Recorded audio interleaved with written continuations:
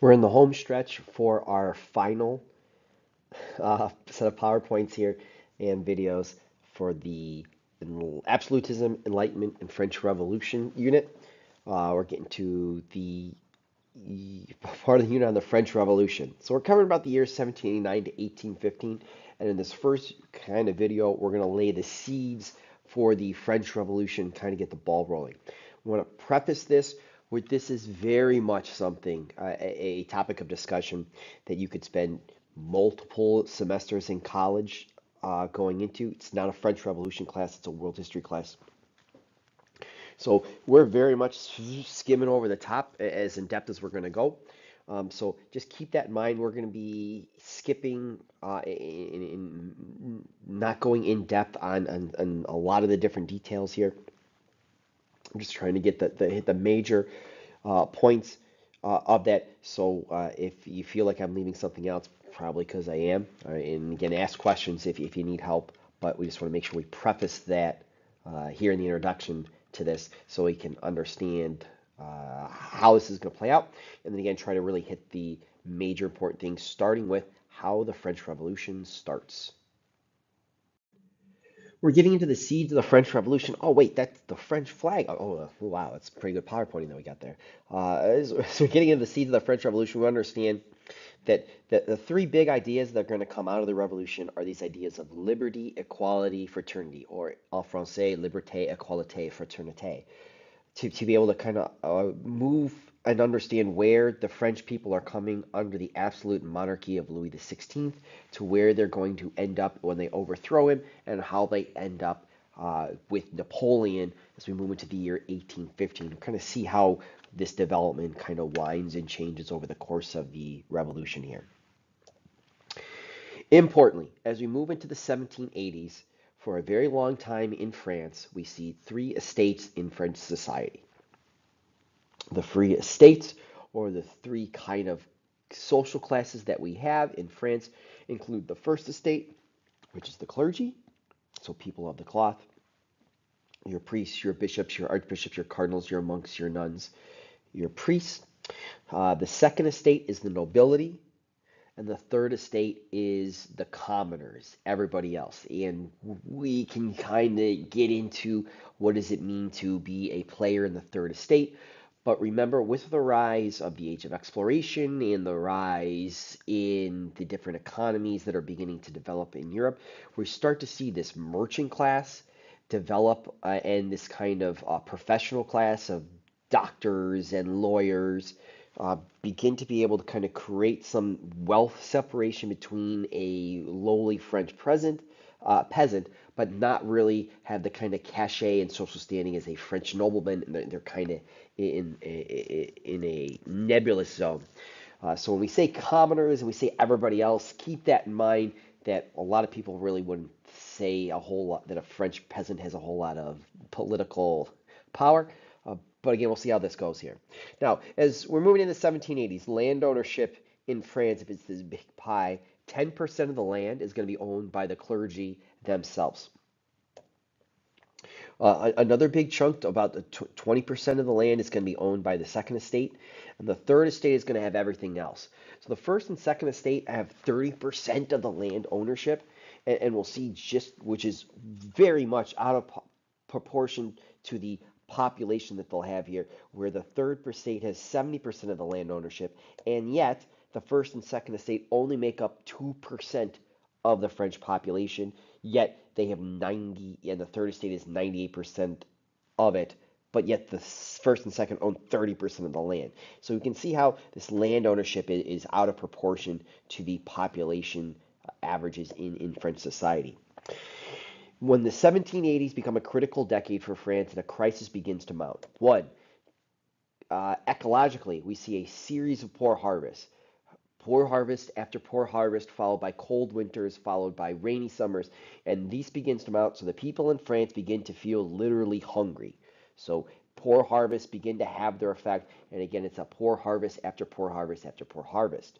This is built on a system of an antiquated tax system where the first and second estate are paying nominal, if no taxes at all, and yet they're receiving most of the benefits from those taxes, whereas the third estate is paying the bulk, if not all of the taxes, and yet is receiving nothing, barely anything from that. So it's a tax system that is heavily, progressively taxing the or regressively, I guess is a better word, regressively taxing the third estate, and the first and second estate are getting scot-free, as well as a increased burden of a national debt. And again, we're going to draw a box around here because this is something that is new. Okay, the poor harvest we've seen already before in French history. Antiquated tax system, it's antiquated, so it's been there for a while. This national debt is a new issue. Why is France in a national debt?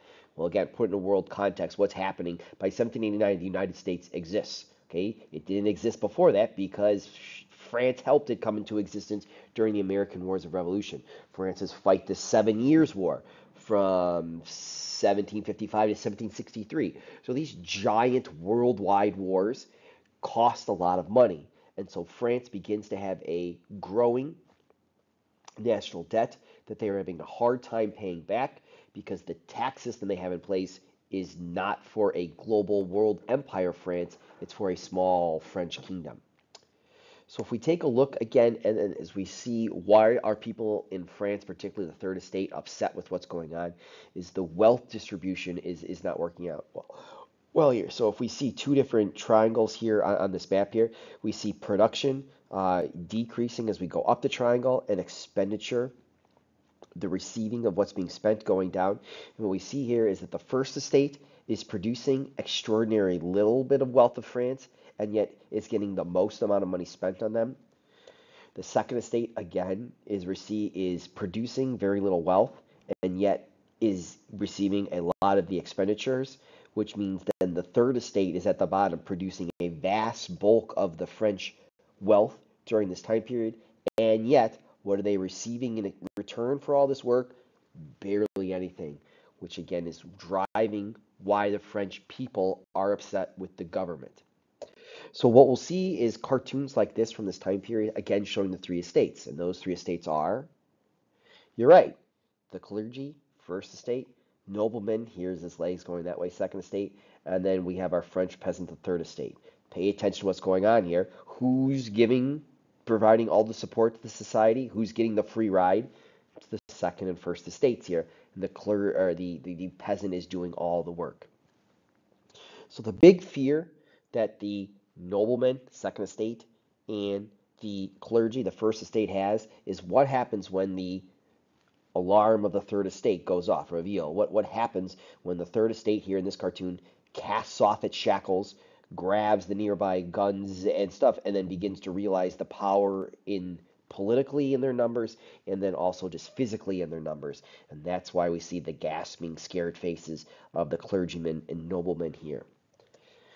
When we talk about French history, we talked about the old regime, all right, the ancient regime, this old world order that's always existed in France since really the time of Charlemagne. You could make the argument going back to Roman Gaul, is one that's based on privilege, rank, and wealth. And this is a system that just could not cope with this new system of thinking of the Enlightenment and then also economic existing, spending all this money by the noblemen. Remember, we go back to what we saw with the Palace of Versailles, expending 25% of the wealth of France every year just on this one palace, with the French's also belief in progress and making things better for everybody. The king during this time period is King Louis XVI. He's going to be very much limited by privilege and not really be able to do a whole lot to combat these forces that are beginning to cause a fracture in the foundation of French society. So with France on the verge of bankruptcy, bread riots in Paris and in the major cities throughout France, in 1789, Louis XVI says, I alone can't do anything to fix this. So for the first time in 160 years, the Estates Generales is called. Remember, the Estates Generales, the General Estates, the meeting of the three estates in France, are called. This is going back before the time of Louis XIV. is where this legislative body, as France is called, to try to figure out a way to address these issues that are going on. Now, the quirk of the Estates Generale is it calls the three estates together. There's our three arrows. But, and this is why that first slide was so important, in the Estates Generale, even though the first and second estate only make up 2% of the population, and the Estates Generale is very much called in proportion of the population, each estate votes in block, meaning that how many votes are cast in the Estates Generale? 3 votes total. 1 vote for the first estate, 1 vote for the second estate, and 1 vote for the third estate. So as you probably can imagine, the third estate advocating for change puts up legislation and it gets voted down every single time 2-1 because the first estate and second estate don't want any drastic change because then they're going to lose their power. So very quickly the third estate realizes that we're not getting anything done here, guys. We need some help. We need to figure out how this is going to do that. And if the king is calling for this, they make the case that if you recognize you need change, let's make change. So the third estate says, what if we all voted as individuals? Every one of the delegates in the first estate casts 1 vote, everyone in the second estate casts 1 vote, and everyone in the third estate casts 1 vote. Now remember, we're not talking nationwide in France. We're just talking about the Estates Generale, this assembly of 400 or 500 guys in Paris in May of 1789 to do that. Now, instead of it being 2 votes against 1 every single time, now the third estate, using their numbers of their representatives, should win every single vote because we have more third estate votes than the first and second estate combined. We also start to see, and again, this is where we get in the weeds of what's going on, is that over the course of this argument, some members of the first estate and some members of the second estate realize that they're not idiots, that we need change, and the third estate is making compelling arguments, so maybe we should go and fix some stuff. So the king, sensing this change, sensing that things are pushing back against him, rejects this. Right? This comes to a point where the king doesn't tell the third estate, who kind of is out and its delegates are out meeting, that he's going to go and have a meeting with the first and second estate, and they begin passing legislation 2 against 0 because the third estate doesn't show up. The third estate delegates run over there. They can't get in. So the third estate is upset by this. They go to the next available room next door that's big enough to hold them, which is an indoor tennis court. And there, the members of the Estates Generale take the tennis court oath. So this does 2 things. One, the members of the third estate in the National Assembly rebrand themselves, rename themselves the National Assembly, the Assembly for the People of France, and they vow that they will not disband until a new constitution in France is written. So remember, it's a burden to go away from your business, from your family to do this. So they are making a sacrifice. It's not like they're putting their lives on the line, but they're making a sacrifice to be able to be away from their business and their family. But more importantly, they are going to keep pestering the king, and they feel that, again, there's momentum working towards their side till a new constitution is written, and they finally get Louis XVI to go on and accept that a constitution must be written, and the third estate kind of wins what they want here in this sense. So here's King Louis XVI. So this is the guy that is in charge of France at this time period. He calls in May of 1789, it convenes the States Generale. And again, the picture really doesn't do it a whole lot of justice, but again, we can kind of see the clergymen, you can see the third estate, you can see the second estate, and you got King Louis XVI presiding over the whole scene. When the third estate doesn't get its way, and its rational, logical arguments in their mind are continually be shut down, they go to the indoor tennis court that's close by. They take the tennis court oath, where again they rebrand themselves the National Assembly, and they vow, we will not disband until a new constitution of France is written. So as we're working towards the end of this video here, what the path of revolution that we've been on so far is one where we have a class system that is rigid, that is unchanging, that is onerous on everyone, a very inequitable tax system that is taxing the poor more than it's taxing the rich, and the benefits are not going to the poor, they're going to the rich.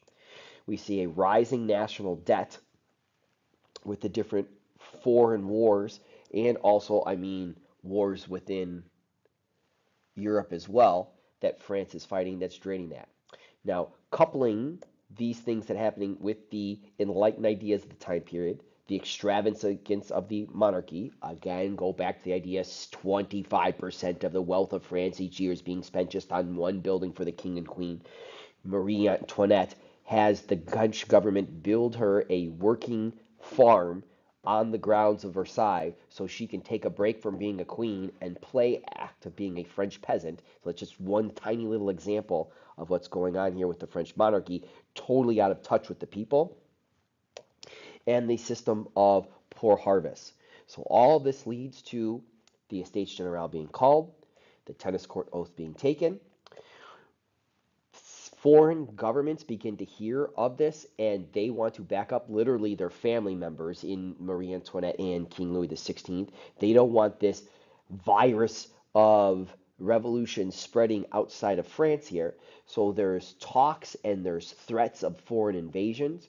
These rumors are just rumors, but rumors are no fun. Rumors hurt someone, and rumors get people murdered because political prisoners being held at the French fortress of the Bastille are stormed by the people of Paris to be able to go get guns, to be able to head off what the people perceive as foreign invasions that are coming.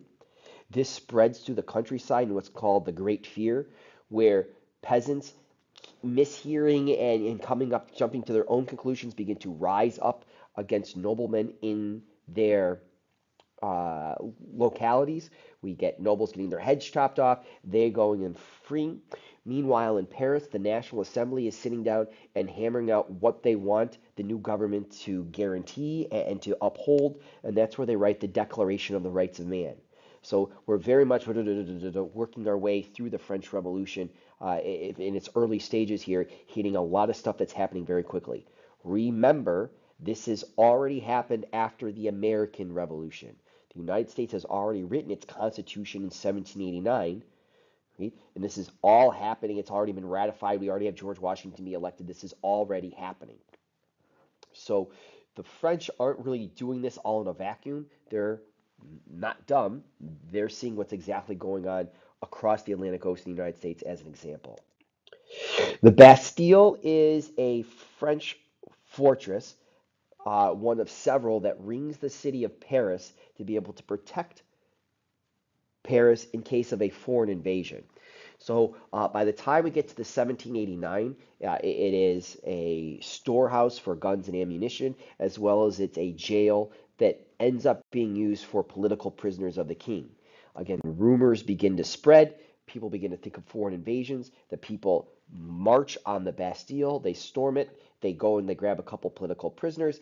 And again, they're seizing the arms to protect themselves, ostensibly against the foreign governments, but they now realize, oh, we can use it against our own government as well as some power. This is a major monumental day in French history that they celebrate every July 15th in Bastille Day. It's their 4th of July that they have for their country. Things begin to snowball rather quickly. With piggybacking on the Great Fear becomes the people of France still being upset about the poor harvest, particularly the women of France who can't get bread to feed their kids. So how annoying are you to your parents when, Mom, I'm hungry, Dad, I need something to eat. Okay? So the people of France are starving. Okay, they're running out of food. This is apocryphal, but this is where we get the famous story when Marie Antoinette, at one of her big giant banquets, that where there's cakes and there's fancy pastries and all sorts of foods from all over the globe. And she's hearing about these women doing it. Again, the story goes, most likely not true, but again, kind of summarizing the inequalities in the system and the disconnect between Marie Antoinette, the Queen of France, and the people. She says, well, if the French women have no bread to eat, well, let them eat cake. And again, if you're a starving French mother who doesn't have enough food and money to put bread on her table to feed her kids, that's really going to be the final nail in the straw. So the women of Paris, and this is key, the women of Paris march on the Palace of Versailles, go and capture the queen and her kids. They capture King Louis XVI dressed as a woman in a carriage, so that's not really good for his PR and public relations. And they are then put placed under house arrest as the National Assembly is trying to come up with a new constitution with Louis kind of ruling in. So that's where we're going to pause with our story here, as the king and queen and the prince and princesses of France are under a house arrest. The National Assembly is writing not only the Declaration of the Rights of Man, what do the people of France, the rights they're going to get, but trying to decide what type of government should we come up with in our new system. So that's where we're going to pause in our story of the French Revolution, and we'll pick it up in our next PowerPoint with asking a simple, seemingly simple question of what type of government should France have?